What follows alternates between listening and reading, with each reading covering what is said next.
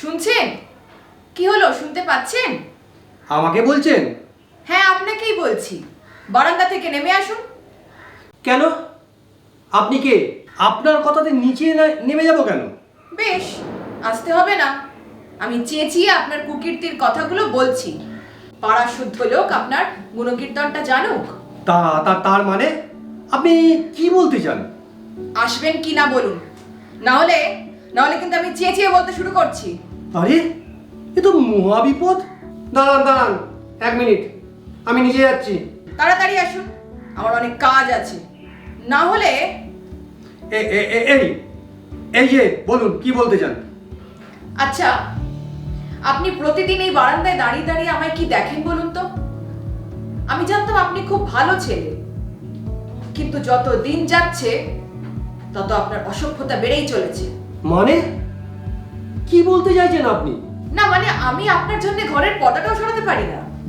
আচ্ছা, আপনি এত শিক্ষিত ভদ্র বাড়ির ছেলে, আপনার মা কত ভালো, আপনি কিনা তার ছেলে হয়ে। চুপ, একদম চুপ। মুখে যা আসছে তাই বলে যাচ্ছেন দেখছি। আমি আপনাকে ডিস্টার্ব করি? বয়েই গেছে। আরে যান, আপনার মতো মেয়ে, মানে আপনার মতো অসভ্য মেয়েকে আমি কোনো পাত্তাই দিই না, বুঝলেন? হ্যাঁ, তাই তো। তাই রাস্তায়, বাড়িতে আমাকে দেখলেই আপনি হাঁ করে তাকিয়ে থাকেন।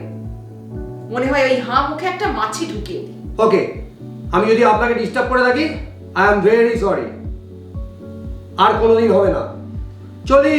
আরে দাঁড়ান, আপনি তো অমিত রায়, তাই না? হ্যাঁ, আপনি জানলেন কি করে?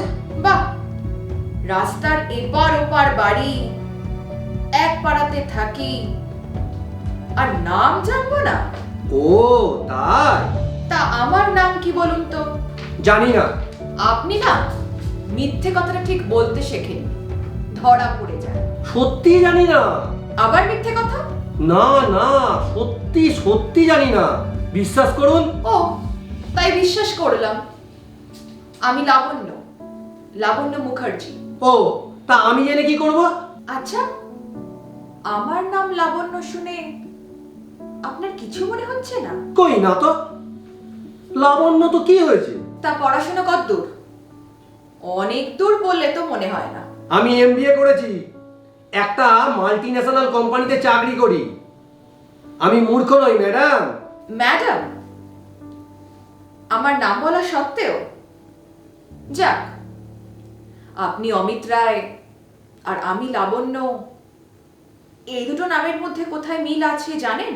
মিল? আপনার সাথে আমার মিল? ধ্যাত, আপনার সাথে আমার মিল নয়, অমিত রায়ের সাথে লাবণ্য নামের। কোনো মিলই নেই, পুরোটাই অমিল।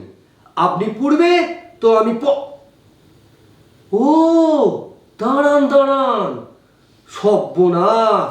আপনি কি ওই রবীন্দ্রনাথের শেষের কবিতার কথা বলছেন? আজ্ঞে হ্যাঁ, যতটা হাঁদারাম ভেবেছিলাম, না, আপনি ততটা নয়। বেশ, এবার আপনি আসুন, আমি যাই। বেশ, আপনি ওপরে উঠে যান। ও, দাঁড়ান, আপনার ফোন নাম্বারটা দিন তো। কেন? ফোন নাম্বার দেবো কেন? না, এরপর যদি অসভ্যতা করেন তাহলে ফোন করে বারণ করে দেব। আর যদি ওই নম্বর না দেন, তাহলে সারা পাড়ায় আপনার নামে বলে বেড়াবো যে আপনি একজন বাজে ধরনের ছেলে, মেয়ে দেখলেই। যাক, বললাম না। নাম্বারটা দেবেন নাকি? বেশ, নিন। 983। ঠিক আছে, আমি আসি, আর আপনি ওপরে উঠে যান। ও, আর একটা কথা। উফ, আবার কি হলো? কেন, আমার সাথে কথা বলতে আপনার ভালো লাগছে না? মোটেই না। আপনি একজন কি হলো, থামলেন কেন? ইস, মেয়ে দেখলেই যে উকি ঝুঁকি মারে, তার আবার কত ঢং। এই আপনি জানতো, যত সব আজে বাজে কথা বলছে। একবার তো সরি বলেছি, এবার কি পায়ে ধরে না হাত ধরে বলতে হবে? পায়ে নয়, হাতে ধরে বললেই হবে। আমি চললাম।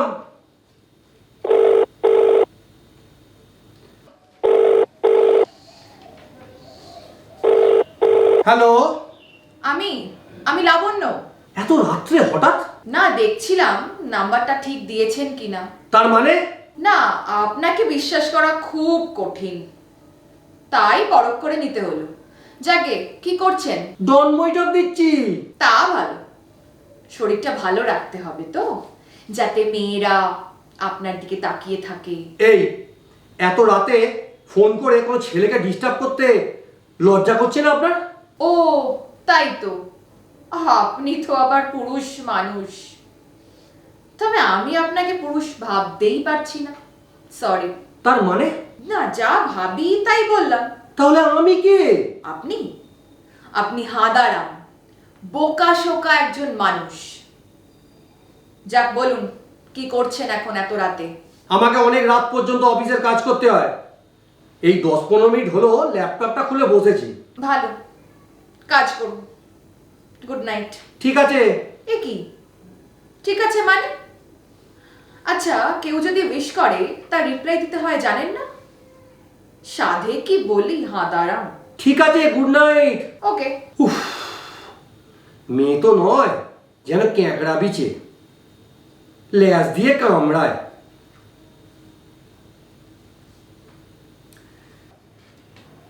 কিরে, বেলা হয়ে গেল, জেগে জেগে শুয়ে ছাদের কড়িকট গুনছিস নাকি এত উদাস হয়ে? যা, হাত মুখ ধুয়ে চা খাবি আয়। আজ কি অফিস যাবি না? হ্যাঁ যাই, অফিস তো যেতেই হবে। মা, আজ চাটা খুব সুন্দর হয়েছে, কেন বলো তো? আচ্ছা অমিত, তোর কি হয়েছে বলতো? কদিন ধরে দেখছি তুই খুব অন্যমনস্ক হয়ে আছিস। অফিসে কি কিছু হয়েছে? কই না তো। তাহলে কি হয়েছে আমাকে কি বলা যায় না? তোর ছাড়ো তো, কি হবে? তোর বাবার মৃত্যুর পর তোর বাবার চাকরিটা আমি করতে যাই।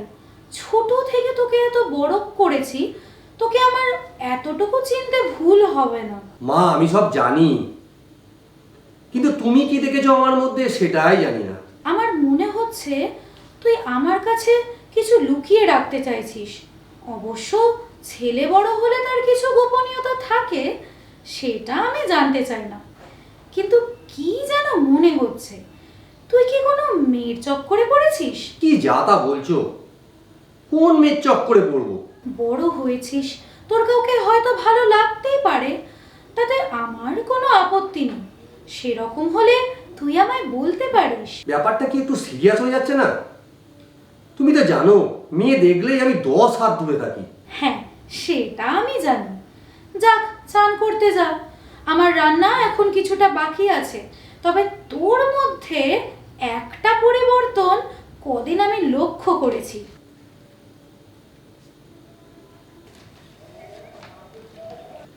আয়নার সামনে দাঁড়িয়ে নিজেকে ভালো করে দেখছি। আচ্ছা, আমি যে মেয়েটাকে মাঝে মধ্যে দেখি, তা কি আমার মুখে ফুটে উঠেছে? কই, দেখতে পাচ্ছি না তো আমি। তাহলে মা কি করে দেখতে পেল? নাকি আন্দাজে একটা ঢিল মেরে দিল? যাকে যা আবার হবে, এখন চান করতে যাই। কোথায় চললে এত পরিষ্কার পরিচ্ছন্ন হয়ে? ব্যাংকে যাব। ব্যাংকে? কেন? টাকা লাগবে? কত? না, সামনের বাড়ির কাকিমার সঙ্গে, উনি পেনশন তুলবেন, তাই ওনার সঙ্গে যাব। আমি সনদ দারোগা ছিলাম, দুর্দান্ত প্রভাবশালী ছিলাম। আমার চোখকে ফাঁকি দেবার একদম চেষ্টা করো না। আমি তোমার বাবা, বুঝলে? আচ্ছা, ওই ঝুলন দেবী একটা ছেলে আছে না, উনি রোজ মর্নিং ওয়াকে যান, আমার সঙ্গেও দেখা হয়, আমি সব জানি। কি জানো? সর্বনাশ!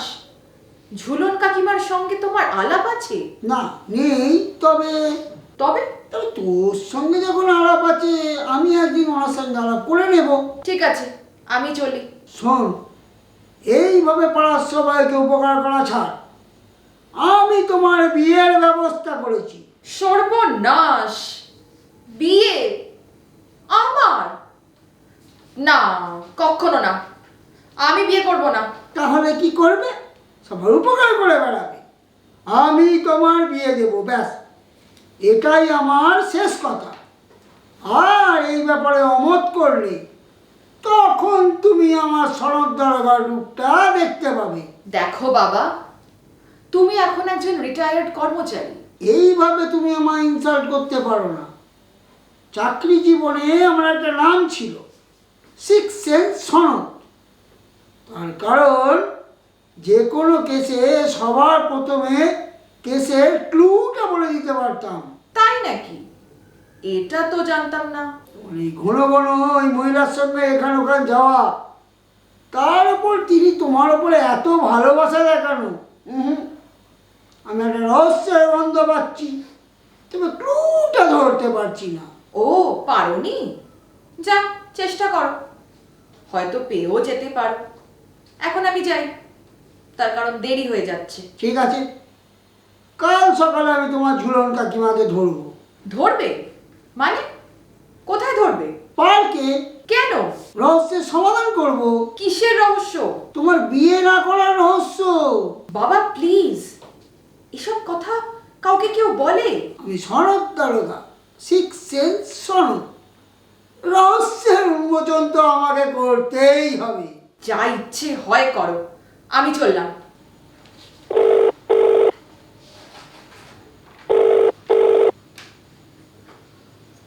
এ তো দেখছি খুব বিপদে পড়ে গেলাম। আবার ফোন ধরি, নাহলে আবার উল্টো পাল্টা কথাবার্তা বলবে। হ্যালো, কোথায়? ছুরিখানায়। তার মানে? ও, ছুরিখানা মানে বোঝেন না? যেখানে বসে লোকে মদ খায়। ও তাই? তাই একটু বেশি করে খেয়ে নিয়ে বলুন আপনার অফিস কটায় ছুটি? 6টায়। কেন? আজ 5টায় ছুটি নিয়ে দেশবন্ধু পার্কে চলে আসুন, আমি থাকবো। হ্যাঁ, আমার শ্বশুরের অফিস তো, যখন বলবো তখনই ছুটি দিয়ে দেবে। শ্বশুর না দাদা শ্বশুর আমি জানি না, 5টায় আসতে বলেছি, ঠিক চলে আসবেন। আর যদি না আসেন তাহলে আপনার মায়ের কাছে গিয়ে বলবো আপনি অফিসের নাম করে শুরিখানায় গিয়ে মদ খাচ্ছেন। মানে কি? আপনি আমার মার কাছে গিয়ে বলবেন? বিশ্বাস হচ্ছে না তো? ঠিক আছে, আপনি যদি না আসেন তাহলে অফিস থেকে ফিরে মায়ের কাছে শুনবেন আমি কি বলে এসেছি। যাক, ছাড়লাম, ঠিক 5টায়, মনে আছে তো? হ্যালো, শুনছেন? হ্যালো হ্যালো, যা, এ তো কেটে দিল। আচ্ছা, ফেসাতে পড়েছি তো। এ যা মেয়ে, মাকে হয়তো বলেই দেবে।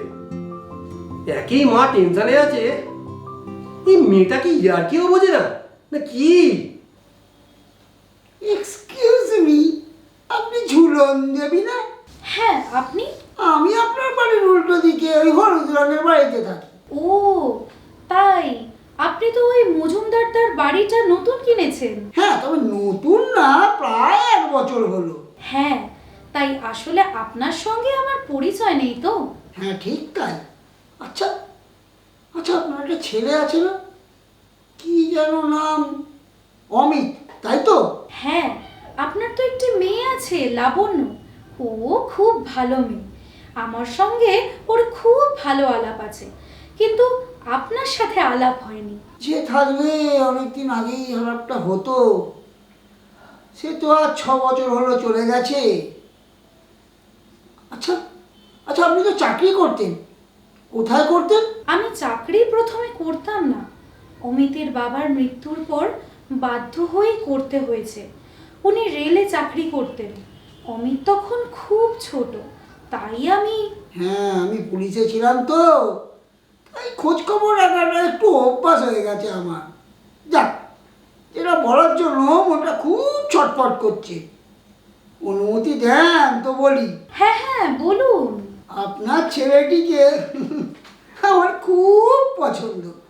যদি। জানি দাদা, কিন্তু অমিতের ওই এক কথা, এখন বিয়ের কথা ভাবছি না, আগে চাকরিতে প্রমোশন, তারপর যা কিছু, এখন একদম নয় মা। হ্যাঁ, ঠিকই বলেছেন, আমার মেয়েরও তাই। আর আমাদের সময় বাবা মা যাকে ধরে দিতেন তাকেই বিয়ে করে ফেলতাম। হ্যাঁ, ঠিকই বলছেন। এখন আপনারও উনি নেই, আমারও উনি নেই, তাই আমরা দুজনেই একা একা। তাই যদি ওদের বিয়েটা হয় তাহলে আমরা দুজন একটু কাছাকাছি আসতে পারতাম আর কি। ছি ছি, এ কি বলছেন আপনি? এই না না না না না, আমাদের এই একাকিত্বের জীবনটা একেবারে যেন সর্ষে বাটা হয়ে গেছে। বলে কি, সর্ষেতে তো খুব ঝাঁজ আছে। ও হ্যাঁ, না মানে সর্ষে নয়, ওই হলুদ বাটা হয়ে গেছে। হলুদ? ও হলুদ তো শুধু রঙই ছড়ায়। আপনি কি রং আনতে চাইছেন? হ্যাঁ, না না না না, আমি আবার না ঠিক মতো উপমাটা দিতে পারছি না। সর্ষেও নয়, হলুদও নয়, শুধুই তেজপাতা। তরকারিতে দিতে হয় কিন্তু খাওয়া যায় না। কি সুন্দর উপমাটা দিলেন আপনি। আমি এখানে? বাবা, খুব শান্ত ভদ্র ছেলের মতো দেখছি 5টার আগেই চলে এলেন। বলুন কি বলতে চান? আরে বলবো বলবো, এত ব্যস্ত হচ্ছেন কেন? বাদাম ভাজা খাবেন? না, কিছু খাবো না, শুধু শুনবো আপনি কি বলবেন। এলেন তো শুরিখানা থেকে, নিশ্চয়ই একটু বেশি খেয়ে ফেলেছেন। কি বলবেন বলুন। আরে এত রাগ করলে বলা যায়? আচ্ছা বেশ, রাগ করছি না, বলুন। দেখুন, আমার বাবা আমার বিয়ে দেবার জন্য চেষ্টা করছেন। জানেন তো, আমার বাবা আবার যে কাজটা করবে বলে একবার মনস্থির করে সেটা করেই ছাড়ে। তাই তো আমার খুব ভয় হচ্ছে। তা আমি কি করব? আপনার বিয়ের ব্যাপারে আমি মতামত দেবো কেন? আসলে আসলে আমি একটা ছেলেকে ভালোবাসি। সে চাকরি ও পড়াশোনার জন্যে কানাডায় গেছে। তার আসতে 6 মাস টাইম লাগবে। তবে ফোনে আমাদের যোগাযোগ আছে, তাই সে যতদিন না আসে। আমার কি করণীয়? তাকে কি কানাডা থেকে নিয়ে আসবো ধরে? ধ্যাত, আপনিও না অদ্ভুত। আরে আগে সব কথাটা শুনুন। বলুন। মানে আমি বলছি যে সে যতদিন না আসে ততদিন আপনি মানে আপনি মানে আপনাকে আর আমাকে, কি হলো, থেমে গেলেন কেন? বলুন। মানে আপনি আমার সাথে মানে দুজনে প্রেমের অভিনয়টা করতে হবে। বিশ্বাস করুন, 6 মাস বেশি নয়। কি চালাতে পারবেন তো? অসম্ভব, এটা করা আমার পক্ষে সম্ভব নয়। তাছাড়া আপনার মতো মেয়ের সঙ্গে তো নয়ই। ও, আমি খুব খারাপ তাই তো? তবে আর একটা কথা শুনুন, আজ মর্নিং ওয়াকে পার্কে গিয়ে আপনার মাকে আমার বাবা আমাদের বিয়ের প্রস্তাব দিয়েছেন। আর আপনার মা এক পায়ে খাড়া হয়ে আছে যে আমাকেই পুত্রবধূ করবেন। এর পরেও আপনি না বলবেন? কি কি বললেন আপনি? হ্যাঁ মশাই, তাই তো আজ এই সেটেলমেন্টটা করতে আপনাকে তাড়া দিয়েছি, যাতে সবকিছু আপনি জানেন। আমার ভীষণ মাথা ঘুরছে। জল খাবে? না, আপনার সামনে আমি হাত থেকে কিচ্ছু। ইস, তুমি করে বলতে আরম্ভ করুন। আপনি আগে এসব ছাড়ুন। কেন? আরে বাবা মাকে বিশ্বাস করাতে হবে তো নাকি? মা বাবাকে আমরা ঠকাবো? আপনি নয় তুমি। দূর, খুব বিপদে পড়ে গেলাম। আপনার না তোমাতে আমাতে কোনোদিন যে মিল হবে না এটা জানি, কিন্তু প্রেমের অভিনয় করতে হবে? হায় ভগবান। অভিনয় তো কালের যাত্রার ধ্বনি শুনিতে কি পাও? রবীন্দ্রনাথ শেষের কবিতা। চলুন একসাথে তোমাতে আমাতে দুজনে বাড়ি ফিরি। সন্ধ্যা হয়ে গেল তো। কি হলো, দাঁড়িয়ে পড়লে কেন? চলো। না ভাবছি, ধরুন সে যদি 6 মাস পরেও দেশে না ফেরে, তাহলে 6 মাস, 1 বছর, 1.5 বছর, 2 বছর, ওরে বাবা কি হবে? আরে ভয় নেই ভয় নেই, ততদিনে তোমার জীবনে একটা লাবণ্য কিংবা আমার জীবনে একটা অমিত ঠিক এসে যাবে। ঠিক বলছো। হ্যাঁ হাদারাম, ঠিকই বলছি। কি হলো, আবার হাঁ করে মুখের দিকে তাকিয়ে আছো কেন?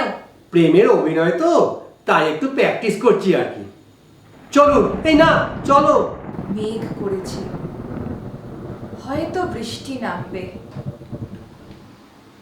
চলো দুজনে বৃষ্টিতে ভিজি। পথ বেঁধে দিল বন্ধনহীন গ্রন্থি। আমরা দুজন চলতি হাওয়ার পন্থী, রঙিন নিমেষ ধুলায় দুলাল। পরনে ছড়ায় আবির গুলাল, ওড়না ওড়ায় বর্ষার মেঘ। দিগঙ্গায় নিত্য, হঠাৎ আলোর ঝলকানি লেগে ঝলমল করে চিত্ত।